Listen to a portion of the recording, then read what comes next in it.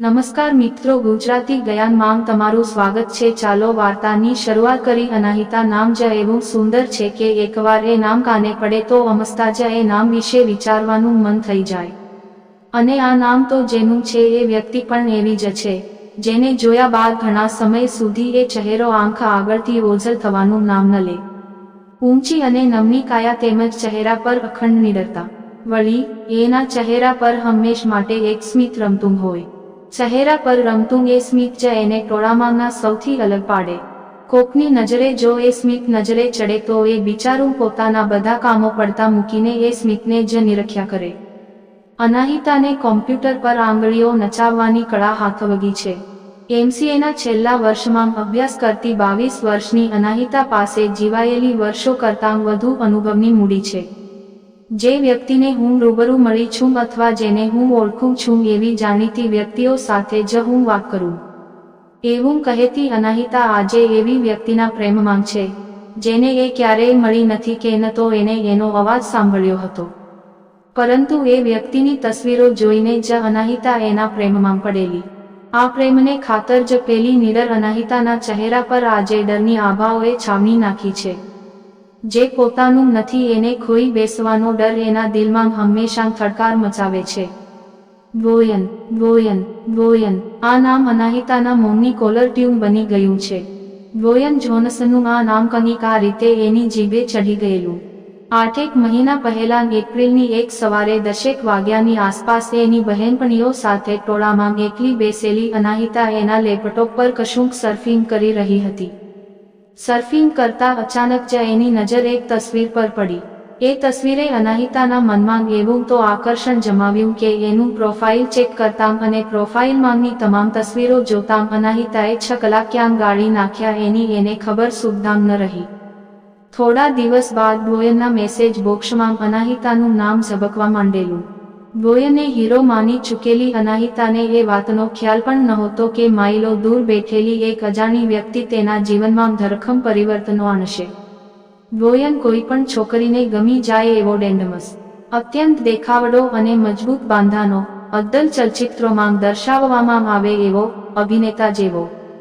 ઉંમરમાં અનાહિતાથી 9 વર્ષ મોટો હોવા છતાં એને અનાહિતાને એવી તો ઘેલી કરી હતી કે બોયનને કારણે અનાહિતા તેના નજીકના મિત્રો અને સંબંધીઓમાં અજાણી બની ગઈ હતી।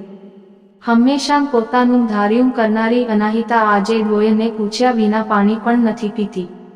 બોયન સાથેના એના સંબંધને કારણે ક્યારેક અનાહિતા વિચલિત થઈ જાય છે અને ઘણીવાર એ પોતાની જાતને સવાલ કરી ઉઠે છે કે તું આ શું કરી રહી છે? આવું કેમ થઈ રહ્યું છે? એ જે કરી રહી છે તે બરાબર છે? શું એ સાચું છે કે ક્યાંક એ ખોટી દિશામાં તણાઈ રહી છે? આવા ગૂંચવણભર્યા પ્રશ્નાર્થવાળા ચહેરા સાથે જ્યારે અનાહિતા કાચમાં જુએ છે ત્યારે એ શરમાઈ જાય છે। એ જે મહેસૂસ કરે છે, જે લાગણીઓથી એ સતત ભીંજાઈ રહી છે કે જે લાગણીઓને કારણે એના મનમાં અવઢવ ઊભી થઈ છે, એ બીજું કંઈ નહીં પરંતુ પ્રેમ છે। પણ અફસોસ, અનાહિતાને એ પ્રેમની રજૂઆત કરતા નથી આવડતું। અને એની જે અવઢવ છે એ અહેસાસ અને રજૂઆત વચ્ચેની મીઠી અવઢવ છે। સ્વભાવથી મજબૂર અનાહિતા થોડાક દિવસોમાં બોયનને જણાવી પણ દે છે કે બોયન, હું તને પ્રેમ કરું છું। મને ખબર નથી કે તારા પ્રત્યેનું આ આકર્ષણ પ્રેમ છે કે ઘેલછા છે, પરંતુ હું તારાથી દૂર નથી રહી શકતી। મારા મન અને હૃદય વચ્ચે ઘમાસાન યુદ્ધ ચાલી રહ્યું છે કે આ જે છે તે પ્રેમ છે કે આકર્ષણ। જે વ્યક્તિને હું મળી જ નથી છતાં હું એની દીવાની બનીને રખડું છું, પણ હવે સહન નથી થતું। મારા માટે તો આ પ્રેમ જ છે। તારા પ્રેમને કારણે હું અનાહિતામાંથી અનાહિતા બોયન જોન્સન બનીને જીવવા લાગી છું। બોયનના જવાબની રાહ જોતું અનાહિતાનું હૃદય અત્યંત ઝડપથી ધબકતું હતું। એને લાગતું હતું કે આ ક્ષણે એનું હૃદય એના હાથમાં આવી જશે। અંતે બોયને પણ એની ધારણા મુજબનો જવાબ આપ્યો, મને માફ કરજે, પણ હું તારો જીવનસાથી નહીં બની શકું। કોઈ પણ વિરોધ વગર અનાહિતાએ તે જવાબ સ્વીકારી લીધો, પણ તેના હૃદયને આ જવાબ મંજૂર નહોતો। એનું હૃદય વારંવાર સવાલ કરતું હતું કે કેમ? બોયને કેમ ના પાડી? પણ અનાહિતાને એવું પૂછવાની હિંમત નહીં ચાલી। એ પછી અનાહિતાએ બોયનને ક્યારેય પણ એ સવાલો ન પૂછ્યા જે સવાલો એને એનું હૃદય રોજેરોજ પૂછતું હતું। જો કે અનાહિતા મુકપને એ જાણવાનો પ્રયત્ન જરૂર કરતી કે ડોયને આખરે એને ના કેમ પાડેલી. હવે તો ડોયન અનાહિતાના મેસેજ વાંચતો પરંતુ એને જવાબ નહીં આપતો. કારણ વગર કોઈની પણ માફી નહીં માંગતી અનાહિતા ડોયનની હજારો વખત માફી માંગતી. અને ડોયન એ માફીના મેસેજ વાંચતો પણ એને કોઈ જવાબ નહીં આપતો. અનાહિતાને ઘણી વખત ડોયન સાથેના એના વર્તન પ્રત્યે પસ્તાવો પણ થતો. એણે ડોયનને કહેવામાં આટલી બધી ઉતાવળ શા માટે કરી. જો કે સામે છેડે તો આ બધાની કોઈ અસર જ નહોતી. એ બધું તો માત્ર અનાહિતા પૂરતું જ. એનો પ્રેમ, પસ્તાવો, અફસોસ અને આંસુ ક્યારેય ડોયન સુધી પહોંચતા જ નહોતા. એક દિવસે અનાહિતાને ખબર પડી કે ડોયન એના શહેરમાં જ છે. આ ખબર સાંભળીને અનાહિતાની ખુશીની સીમા ન રહી. કારણ વગર જ આખો દિવસ એ મરક મરક થતી રહી. એ મોટે મોટેથી બોલીને બધાને જણાવવા માંગતી હતી, બધાને કહેવા માંગતી હતી કે એનો ડોયન એના જ શહેરમાં છે, એનાથી નજીક છે. પણ બીજી તરફ ડોયન અનાહિતાથી ખુશીથી અજાણ હતો. કદાચ એ અજાણ રહેવા માંગતો હતો. જો કે ડોયન એના શહેરમાં જ હોવા છતાં અનાહિતા એને મળી ન શકી. એ રોજ સવારે ઉઠતી ત્યારે મનમાં વિચાર કરતી કે આજે એને ડોયનને મળવા મળશે, એનો અવાજ સાંભળવા મળશે.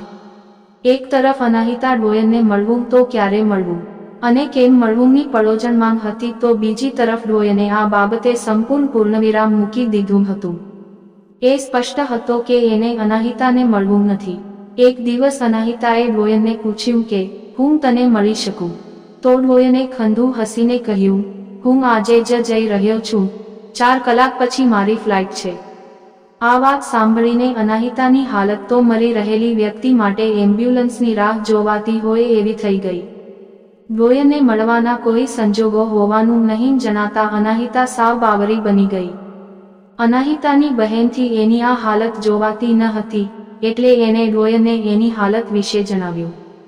પરંતુ ડોયને તો એવું ફરમાન જાહેર કર્યું કે એને અનાહિતા સાથે ક્યારેય વાત નથી કરવી. અનાહિતા માટે તો જાણે એ કાળા પાણીની સજા હતી.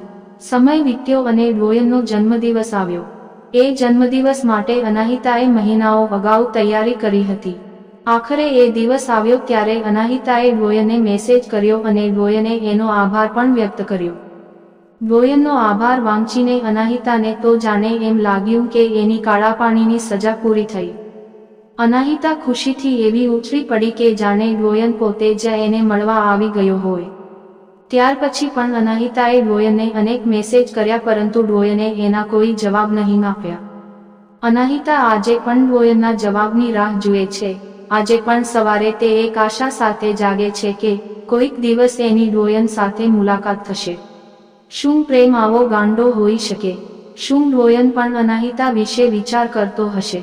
કોઈને તમે પ્રેમ કરો છો એ વાત નિખાલસતાથી કહ્યા પછી સંબંધોમાં આવો બદલાવ કેમ? શું પ્રેમ એટલો બધો ભયાનક હોય છે કે લોકો એનાથી દૂર ભાગે છે? ડોયન અને અનાહિતા એક થશે. આવી જ વાર્તા સાંભળવા માટે ચેનલને સબસ્ક્રાઇબ અને વિડીયોને લાઇક કરજો. ધન્યવાદ.